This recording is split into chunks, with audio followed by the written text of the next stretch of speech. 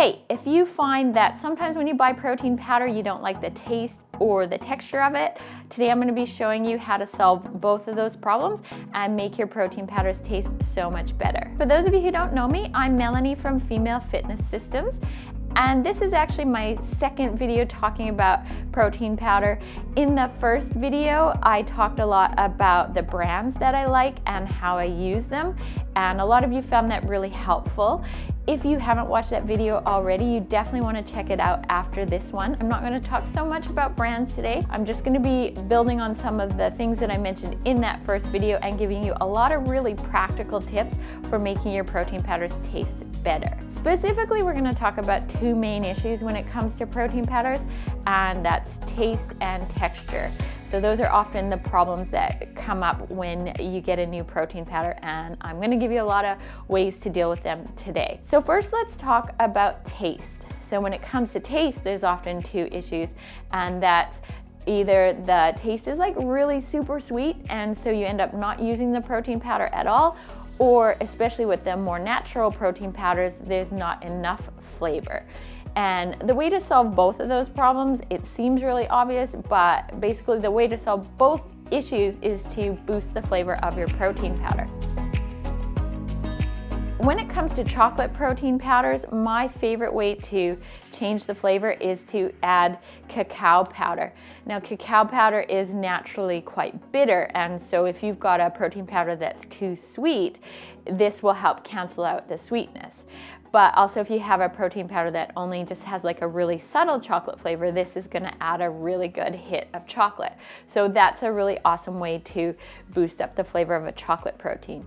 And just to give you an example, I used to use this Vega Protein and Greens to make protein oatmeal, and I used to use just this protein powder stirred into my oatmeal, but a couple of years ago Vega reformulated the product and I didn't like the taste of it anymore. I found that it didn't have as much chocolatiness and I wasn't enjoying my oats as much. So what I ended up doing was changing to using 15 grams of the protein powder and 15 grams of the cacao powder together in the oats, and that made for a much chocolatier oatmeal. I actually liked it better than what I had been having before. Now when it comes to vanilla protein powders, a really good thing to pair with them is maca powder. You'll probably find maca powder in most health food shops and online, quite a few places. A really good pairing is vanilla protein powder, maca powder, and banana. That makes it for a really simple smoothie that is sort of reminiscent of banana bread, and that's one of my favorite ways to use maca powder. It's also really beautiful in things like protein pancakes. So definitely give that a try if you want to boost the flavor of your vanilla protein. Now, one thing my partner does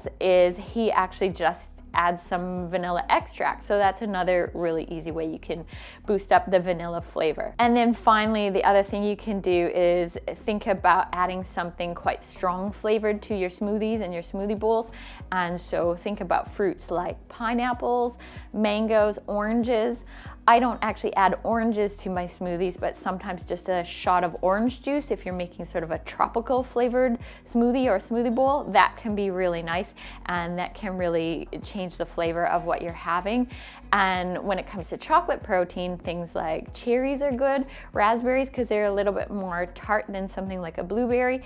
And also, if you are in North America and Canada specifically, see if you can find some Hazcat berries, because Hazcat berries are very tart, and actually one of my favorite smoothies is just something like a nice chocolate protein powder, some Hazcat berries, and a bit of banana, because the Hazcat berries I think just have a very special taste. So definitely try them out if you can find them. And then finally, I also have to mention peanut butter, because that is my absolute favorite way to add some flavor to my smoothies.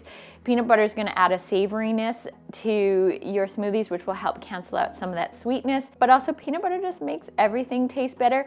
Of course, because it is so addictive and delicious, make sure you measure it and account for it if you are counting calories, because the calories from that will add up really fast. If you are in North America, you can also probably easily find something like PB2, which will give you the peanut butter flavor without all the calories. So let's talk about texture now, because that's a big issue to, especially when it comes to the plant-based proteins, because they have things like pea protein in them or even hemp protein, and that's going to be a lot more grainy than your whey proteins and even your collagen proteins. So there's a few ways to improve the texture of your plant-based proteins. The first thing you can do is to make sure you choose the right protein powder for how you're going to be using it. Now, I talk a lot about how to choose and how to use your protein powders in that first video, so watch that if you haven't already. I won't go into as much detail today. What you need to know is that different protein powders are going to be better for different things.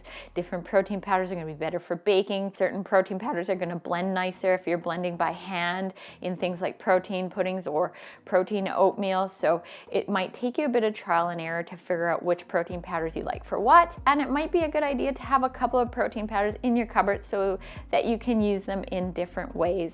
For example, I use this protein powder for things like my protein puddings because I find this one is the best one blended with a spoon, which is how I make protein puddings, whereas most of my other stuff I use this Vega one because I just find that I like it a little bit better stirred into my oatmeal. I like it a little bit better in my baking. Now, my second way to improve the texture of your protein powders, my second tip for you, is that the milk you use really matters.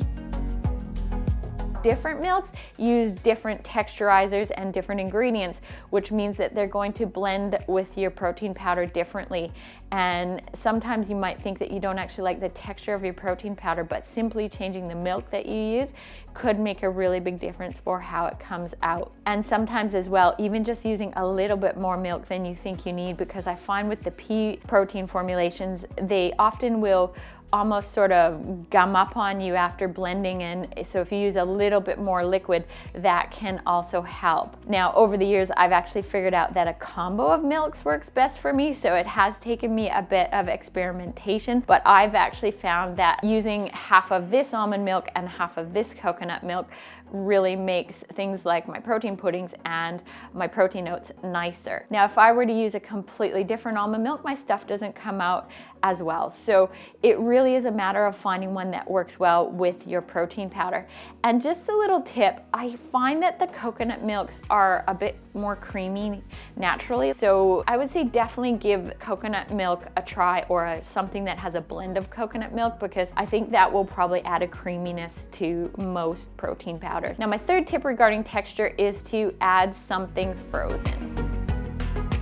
So frozen fruit or even a few ice cubes will give you some fluffiness to your smoothies and smoothie bowls that can be really nice and completely change the texture. So you could go for 100% frozen. My partner uses frozen mangoes, a frozen banana, frozen spinach, and a little bit of frozen berries to make these big fluffy smoothie bowls. Myself, I'm not a huge fan of super cold things, so I only use a little bit of frozen fruit and then the rest regular fruit at room temperature, or sometimes I'll just partially unthaw the fruit so it's not super cold. And then of course you can always just use ice cubes if you have a really good blender. So my final tip for improving texture is to add some crunch.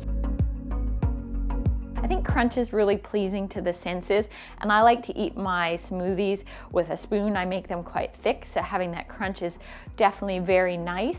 My two favorite things for adding crunch are cacao nibs and coffee beans. Now, a lot of you might already use cacao nibs. They add a really nice crunchiness and chocolatiness to your smoothies. If you blend them through, you can also sprinkle them on top of smoothie bowls, but you might not have thought of coffee beans. If you are a coffee fan, adding a few coffee beans in will put a crunchiness, sort of a grittiness all the way through your smoothie, which is really quite yummy, especially if you have a good blender that gets it blended quite well, because it's not very nice to crunch on a big piece of coffee bean, but when they're blended through really well, they can make for a really yummy smoothie. And then finally, think of other things like a little bit of a healthy raw granola or something like that on top of your smoothie bowls, and that little bit of crunch can just make for an overall much nicer eating experience. So those are my tips for getting more out of your protein powder. I hope you found that helpful.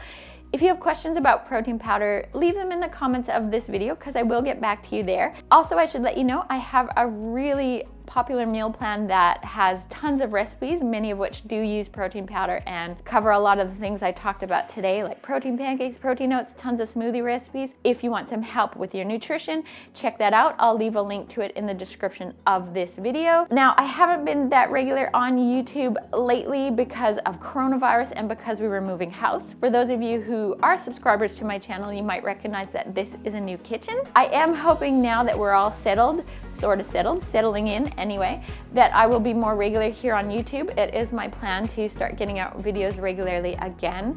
So subscribe to my channel if you haven't already so that you catch upcoming videos from me. Thanks for watching, and I'll see you again next time.